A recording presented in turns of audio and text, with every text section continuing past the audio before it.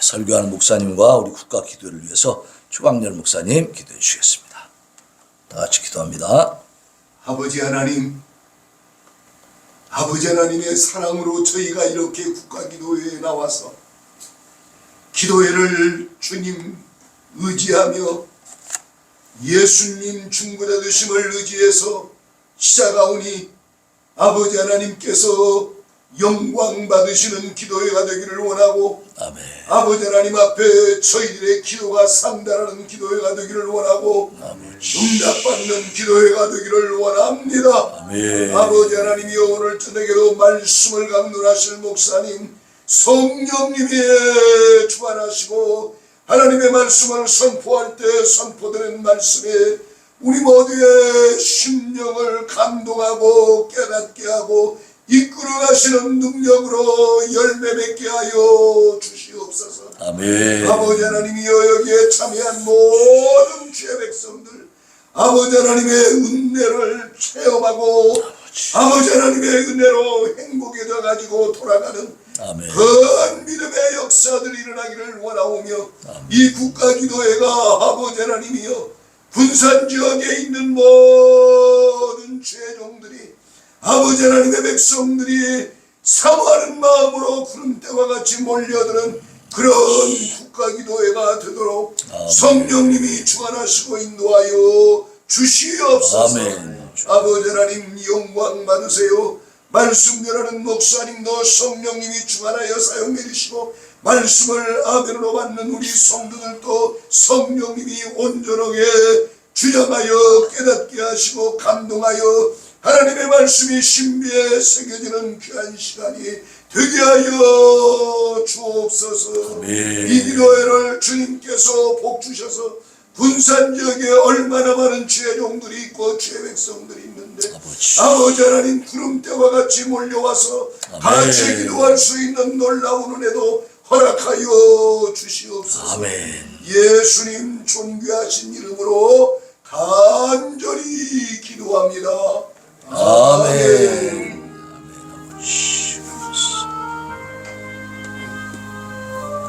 아버지야,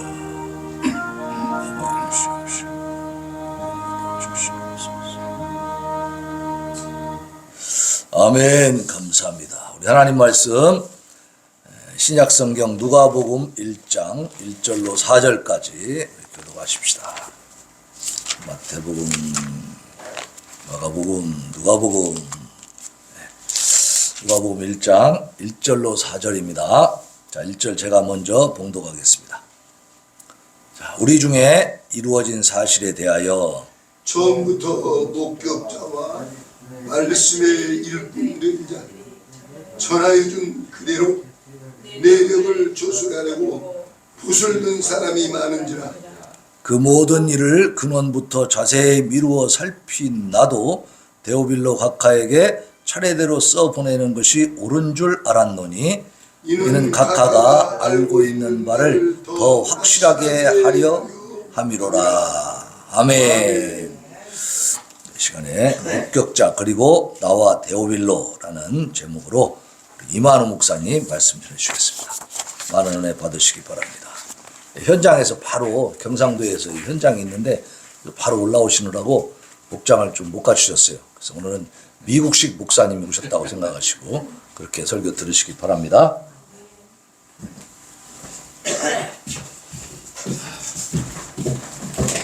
죄송합니다. 그냥 5시 다 돼가지고 출발해가지고 과연 7시 반에 여기 맞출 수 있을까 했는데 그럼에도 불구하고 은혜로 딱 도착하니까 5분 전 돼가지고 준비 찬양하는 모습이 너무나도 감격하고 은혜롭습니다.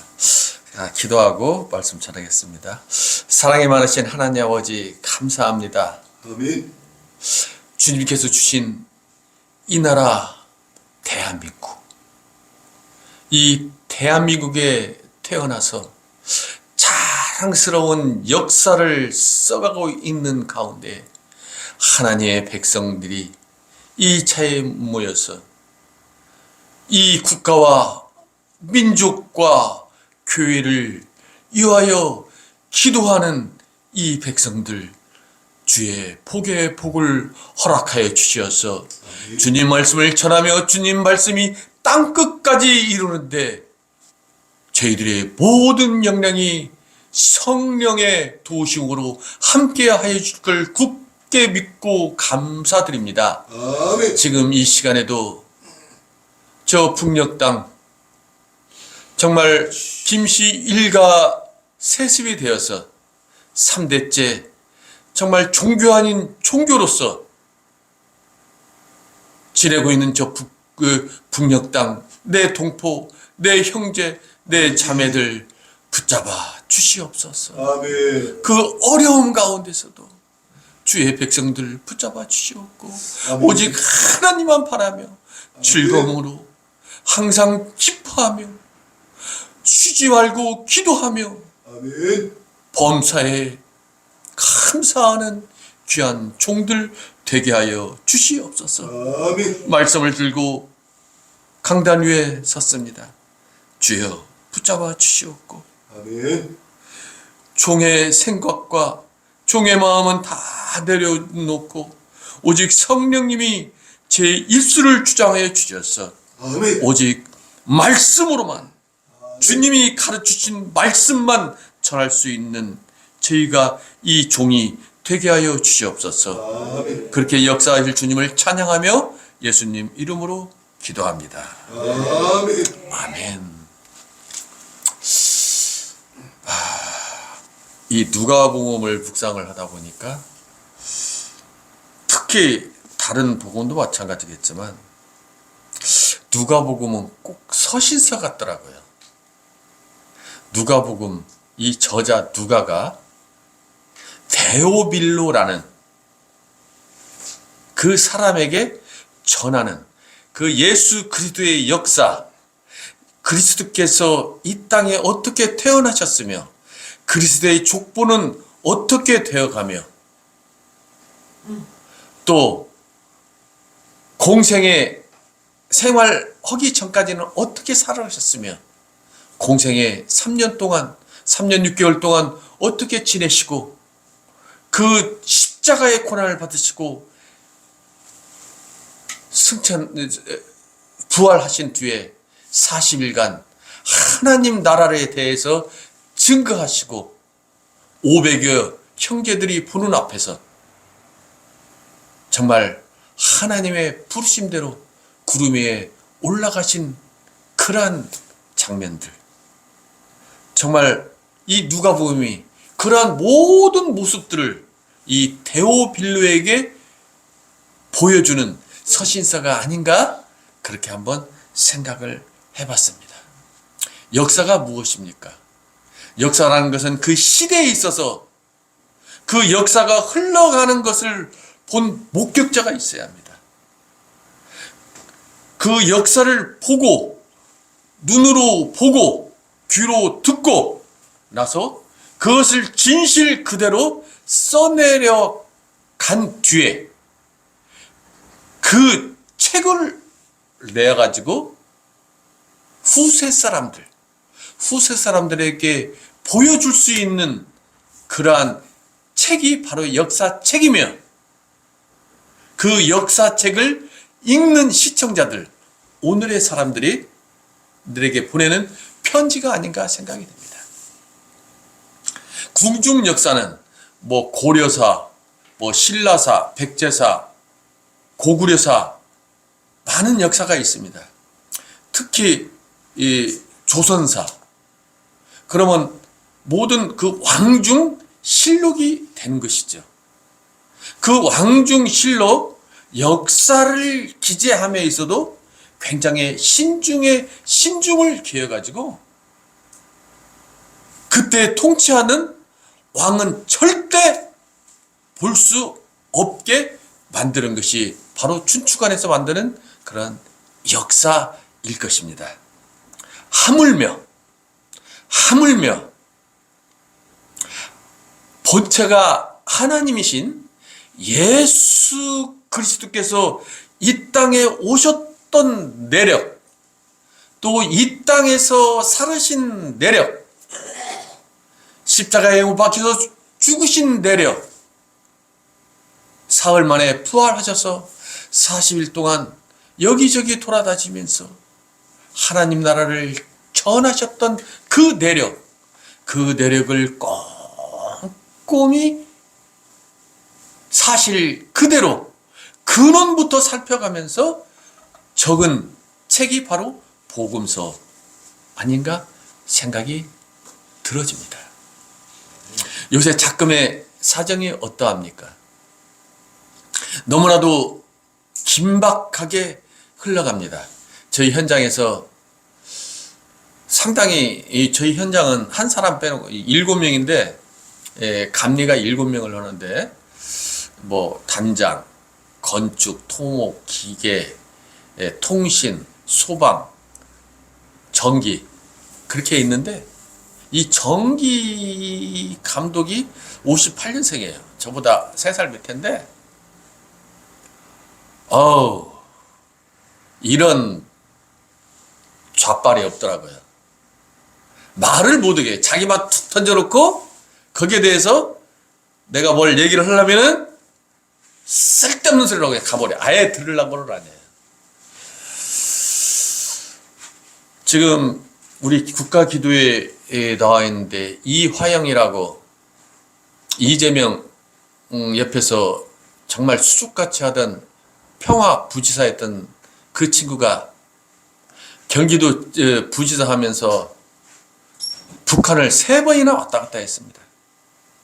그럼에도 그 모든 혐의를 부정하고 있죠.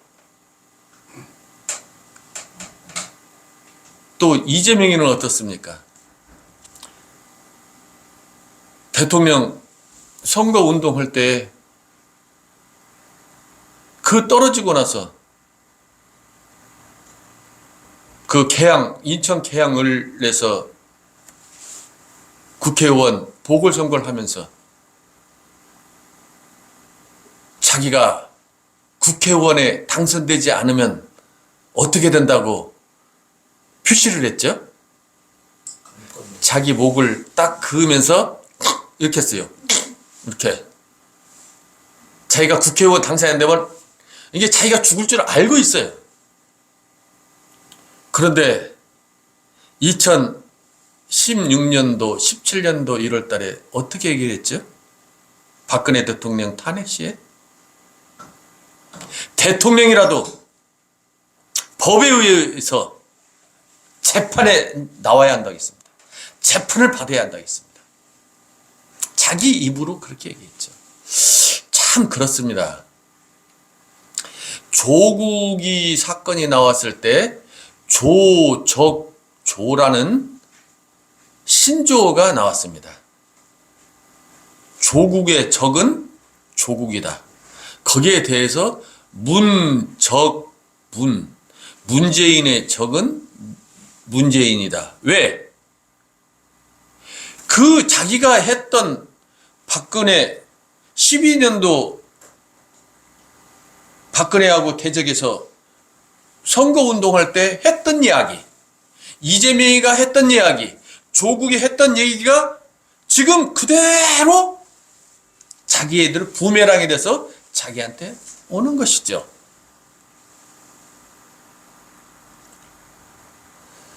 또 죽었는지 살았는지 많은 사람들은 지금도 어딘가에 살아있다고 얘기하는 사람이 있습니다. 왜? 시체가 안 나왔기 때문에.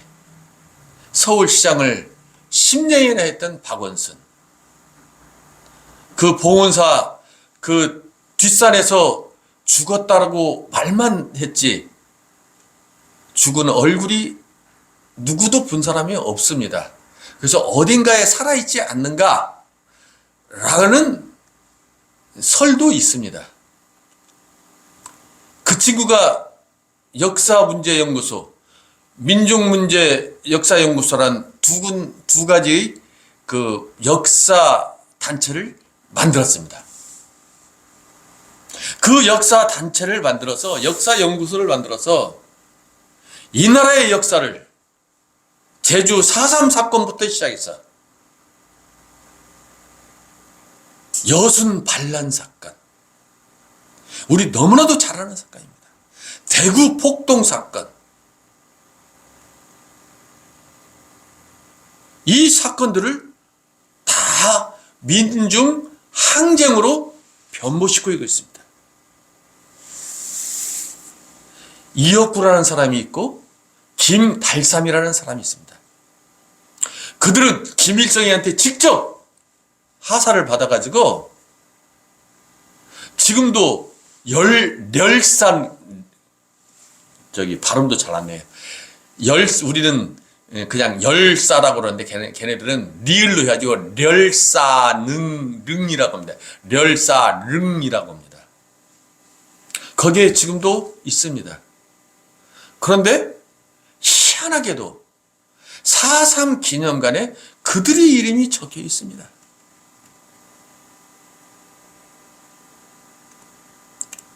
그리고 여순 반란 사건이 어떤 사건입니까?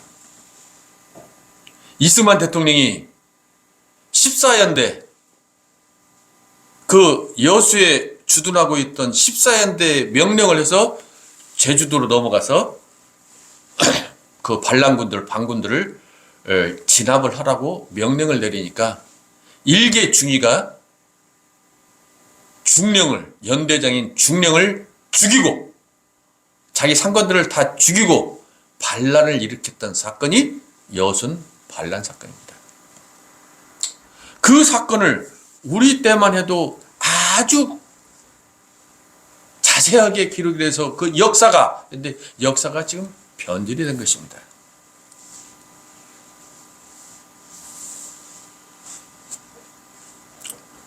누가 그러더라고요. 지금 이 박근혜는 죄가 있으니까 죄를 받지 않았냐. 내가 그래서 그들에게 물어봅니다. 당신도 배울 만큼 배웠는데 박근혜 탄핵, 아니 박근혜 그 대법원 판결문을 한번 봐봐라.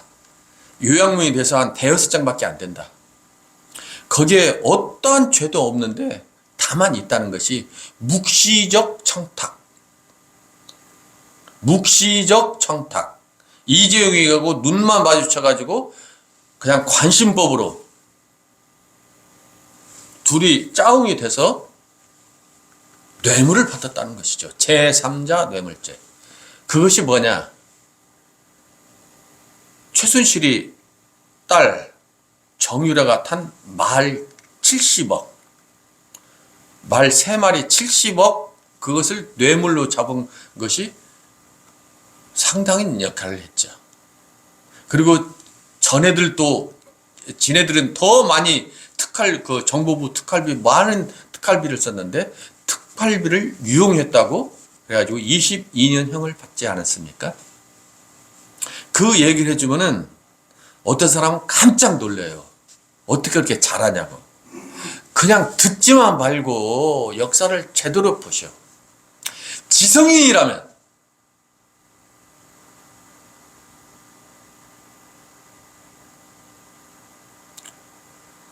자, 이게 흰색입니다. 이게 흰색인데 99명이 검은색이라고 합니다. 나 한 사람만 흰색이라고 합니다. 그러면 99명이 검은색이라고 말했다고 이게 검은색입니까? 아니죠. 한 사람에 있어도 흰색은 흰색일 뿐입니다. 진실은 하나일 뿐입니다. 그러나 이 사회주의, 공산주의 물을 먹은 사람들은 모든 것이 인민재파입니다. 인민재파이라는 것이 그 민주당 내에서 지금 뭐 개딸이라고 그러잖아요. 개혁의 딸. 그들한테 한번 찍히면 어떻게 헤어나지를 못합니다. 이낙연까지 퇴출시키자고 하잖아요. 수박이라고 그래가지고. 겉에는 파랗고 속은 빨갛고 자기들이 공산주의 빨갱이라는 사실을 스스로 얘기를 하는 겁니다. 자, 다시 본문으로 들어와서 다시 한번 역사를 서술하는 과정을 보면은 어떻게 됩니까? 1절에 우리 중에 이루어진 사실에 대하여, 사실입니다. 이 사실이 무엇입니까? 이 누가복음이 서기 주후 60년경에 쓰여진 책입니다. 그렇다면 예수님이 돌아가신 후 한 30년, 예수님이 태어난 뒤로 한 60년 후에 쓰여진 책이 누가복음입니다. 그러면 이 30년 전 행적을 알아보려면 어떻게 해야 합니까? 많은 사람들이 많은 사람을 만나서 예수님 태어날 때 그 목자였던 그 목동들이었던 그 사람들한테서 요새 말로 하면 인터뷰를 해야겠죠. 그런데 60여 년의 세월이 지나다 보니까 많은 사람들이 죽었겠죠. 그 당시에는 수명이 짧아서 다 죽었겠죠. 그런데 어떤 사람을 만나면은 우리 아버지가, 우리 할아버지가 그 당시에 그 예수님의 구유를 찾아가서, 말구유를 찾아가서, 마구간에 찾아가서 경배를 했던 그 우리 아버지입니다, 우리 할아버지입니다 라고 진술하는 그러한 사람들도 만났겠죠. 그래서 그 사도 누가가 그 예수님 그 말구육관까지 찾아가서 다 기록을 하고 여기가 어떻게 생겼는가 다 메모를 해놨겠죠. 그 메모를 하면서 2절에서 어떻게 합니까? 처음부터 목격자의 말씀에 일꾼된 자들이, 처음부터 목격자가 누구입니까? 목격자, 예수님이 태어날 때 보았던 목동들, 동방박사들, 또 그 당시에 많은 사람들, 그 사가랴와 엘리사벳, 그리고 그 시므온, 안나, 그러한 많은 목격자들이, 후손들이 있을 거 아닙니까? 목격자들이 그대로 전해 준 그대로 썼겠죠. 네. 그래서 그 모든 사람들이 써내려온 그 내력을 진솔하게 저술하려고 붓을 든 사람들이 많았더라. 이렇게 한번 생각을 해봅니다. 만약에 저나 우리 목사님들이나 여러분들이 그 당시에 누가 시대에 살았다면, 또 예수님의 말씀을 듣고 예수님의 하나님의 백성이었다면 똑같은 마음이었지 않았겠습니까? 그런데 저는 또 이런 묵상을 해봤습니다. 붓을 든 사람들이 많았더라. 그 많이 붓을 든 사람 중에는 바리새인들의 후손들, 그 자손들도 있을 것이고, 사두개인의 자손들도 있을 것이고, 서기관의 자손, 율법사의 그 자손들이 있지 않았을까? 그러면 그들은 또 예수님의 역사를 왜곡시켜서 전하려고 했지 않았을까? 그 말이 전해서 심지어는 예수님과 막달라 마리아가, 예수님이 사생자고 예수님과 막달라 마리아가 뭐 어떻게 그런 사이고, 그렇게 그런 일을 레오나르도 다빈치나 또 그 무신론자들, 그리고 천주교 그 검은 예수단들, 그런 사람들이 예수님을 왜곡해서 쓰지 않았나. 그러한 묵상도 한번 해봅니다. 역사는 히스토리입니다. 특히 성경은 그분의 이야기입니다. 예수님의 이야기입니다. 성경을 아무리 봐도 예수님이 3장에 보면은 예수님이 마태복음에 보면은 누가 낳고 낳고 이렇게 아담부터 인류의 시조 아담부터 쭉 밑으로 예수님까지 나옵니다. 그런데 누가복음에서는 예수님부터 쭉 올라가서 다윗이 나오고 아브라함이 나오고 아담이 나옵니다. 그리고 그 위는 하나님이라 그렇게 얘기합니다. 예수님과 하나님. 그래서 하나님의 본체이신 예수님. 예수님이 이 땅에 사람의 몸을 입고 오셔서 쭉 모든 행적을 이 신약이라는 성경에 담아두지 않았나 생각이 됩니다. 그게 바로 성경이죠. 신약 성경이죠. 그렇기 때문에 우리는 이 말씀은 1.1익이라도 틀림이 없는 것이죠. 그래서 요한계시록 22장에 보면은 누구든지 이 말씀에 한 글자라도 감을 하면은 애굽에서 준 10재앙 중에 하나를 너한테 줄 것이요. 누구든지 감을 하면은 빼면은 생명책에서 내 이름을 지워버릴 것이요. 누구든지 이 말씀에서 네 말을 하나라도 더 플러스 한다면은 애굽 재앙을 너에게 주리라고 그렇게 말씀하고 있습니다. 그런데 천주교에서는 어떻게 됩니까? 십계명 제2조 1조는 하나님만 섬기라고 하고 우상을 섬기지 말며 우상을 새기지 말며 새긴 우상을 절하지 말라고 했습니다. 그런데 천주교는 어떻습니까?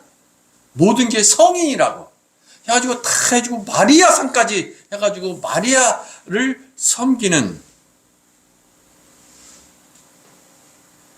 성당에 가면은 예수님은 그냥 우리처럼 예수님의 그냥 양치는 모습, 그 인자한 모습, 그런 사진은 하나도 없습니다. 십자가에 둘러서 허약한 예수님의 모습, 그리고 마리아의 엄마의 양육을 받는 아기 예수의 모습이 대표적입니다. 그렇게 예수님을 묘사하고 있는 게 성당입니다. 그래서 저는 우리 이 목사님하고 이단에 대해서 공부했지만 이단의 원조가 천주교가 아닌가, 저는 그렇게 생각을 해봅니다.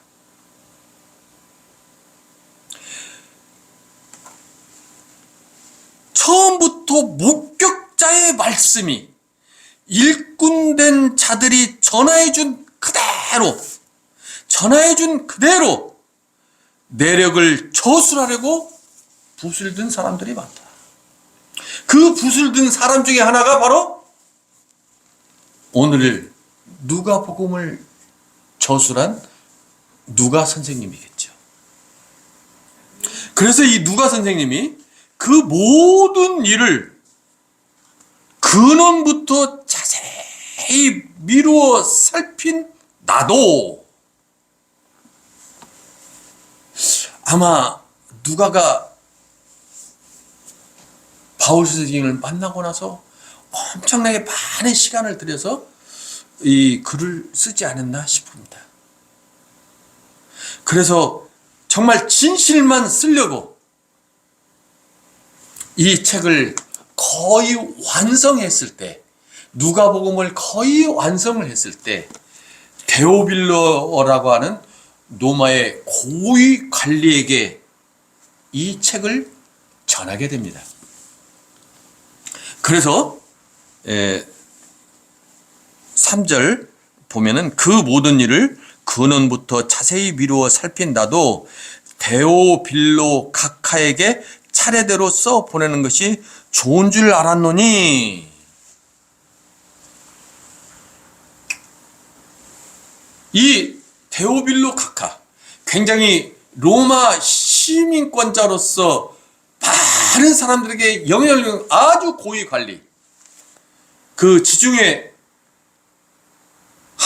그 언덕에 서서, 언덕의 큰 저택에서 많은 사람들과 연애를 베푼다든지 많은 사람들을 만나고 있을 때 어떤 시종이 파피루스 그 양피지를 들고 주인이시여 편지가 왔습니다 하고 봤을 때 누가로부터라는 얘기를 보았지 않겠습니까? 그리고 한쪽에 가서 참 보면서, 그때는 전부 양피지로 썼겠죠? 상당한 분량이었겠죠? 보면서 정말 눈물로 흘리고, 아, 이렇구나. 예수님이 이렇게 이 세상에 오셔서 많은 사람에게 어떻게 가르쳤었고, 또 어떻게 죽으셨고, 어떻게 부활하셨고, 하나님 나라를 어떻게 전하셨는가. 아, 이렇구나. 그래서 4절에 이는 각하가 알고 있는 바를 더 확실하게 하려 합니다. 예수 선생님이라는 말을 들었지만 정말 정확히 알 수가 없어서 그냥 대충만 알고 있는 상황인데, 누가라는 사람이, 누가라는 의사가 예수님의 말씀에 대해서 할 때 얼마나 기뻤겠습니까? 그래서 다시 답장을 쓰면서, 누가요, 예수님에 대해서는 알겠는데 예수님이 죽고 나서, 예수님이 돌아가시고 나서 그 예수님의 백성들이 어떠한 일을 했는가 나한테 좀 보내주면 안 되겠습니까? 라고 해서 다시 저서도 쓴 책이 바로 뒤에 있는 사도행전입니다. 우리 조선시대에도 의사라면은 중인이었습니다. 양반이 아니었어요. 좀 계급이 천했습니다. 여기에서도, 로마에서도 의사라는 계급은 노예일 수도 있고 조금 평민일 수도 있습니다. 근데 데오빌로라는 사람은 굉장히 높은 고위 관료였습니다.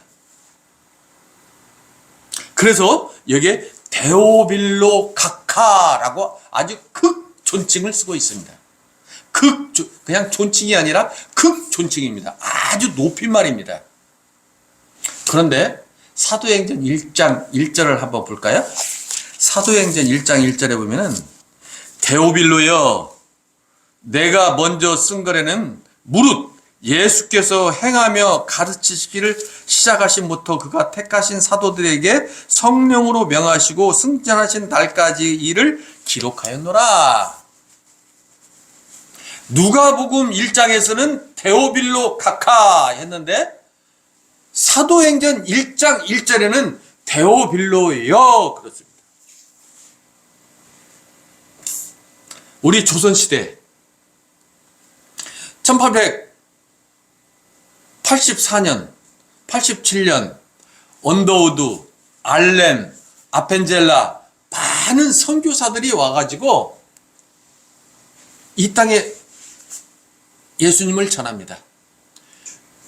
양반과 쌍놈이 같이 전합니다. 양반은 집사고 쌍놈은, 노비는 장로입니다. 그럴 수도 있었습니다. 그런데 한 형제가 됐을 때는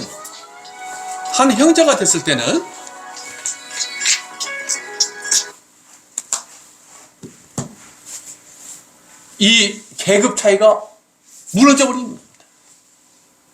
예수 안에서 형제가 됐을 때는 계급이 필요가 없는 것입니다. 처음에는 정말 쳐다볼 수도 없는 신분의 격차가 있었지만 예수님을 알고 난 뒤로는 신분의 격차가 없고 평등하게 해서 그 다음부터는 형제처럼 데오빌로요. 우리도 마찬가지입니다. 나는 항상 말씀을 전할 때마다 앞에 계신 우리 최강렬 목사님, 제가 아버지 학교 조장을 하고 목사님은 다른 조 조원이었습니다. 그럴 때 내가 목사님, 제가 목사님 이렇게 비교해서 노예해서 목사님 했다가 제가 혼났습니다. 아버지 학교에서는 무조건 형제님입니다. 목사님이 바로 저에게 조장님, 형제님이라고 불러주세요. 저는 지금도 목사님의 그 말씀을 잊어버리지 않습니다. 예수 안에서는 형제이고 자매입니다. 그럴 때 정말 예수 안에서의 인격이 형성이 되고 예수 안에서의 그 성품이, 품성이 형성이 되는 것이죠. 작금의 세상은 어떻습니까? 소위 목사라는 사람이 이재명을 좋아하고, 소위 목사라는 사람이 동성애자 주례를 서고, 동성애자에게 목사 안수를 하는 지금 이 세상이 되어버렸습니다. 어느 세상에서나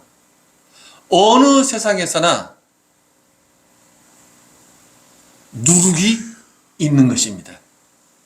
변질된 사람들이 있는 것입니다. 예레미야 시대 때 그랬죠. 다니엘 시대 때 그랬죠. 이사야 시대 때 그랬죠. 하나님의 사명을 분명히 받았음에도 불구하고, 하나님의 기름 부음을 받았음에도 불구하고 변질이 되는 하나님의 종들이 있다는 사실입니다. 이 어려운 시국에 정말 나라를 위하고 국가를 위하고 교회를 위해서 기도하는 우리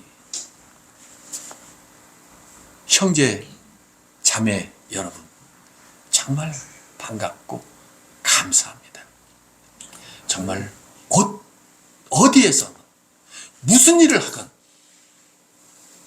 어떤 때든지 정말 주님이 가르치신 대로 그 말씀 하나만 믿고 그 사실, 그분의 이야기를 써내려가는, 우리가 목격자한테, 우리가 먼저 받은 선지자들한테 말씀을 배웠으면은 나도 그 목격자가 돼서 다른 사람에게 전하는, 즉 어떤 목격자가 나 같은 데오빌로에게 하나님의 말씀을 전도를 했으면 나는 또 다른 데오빌로에게, 또 그 데오빌로는 또 다른 데오빌로에게 그렇게 말씀을 저 내려가는 역사,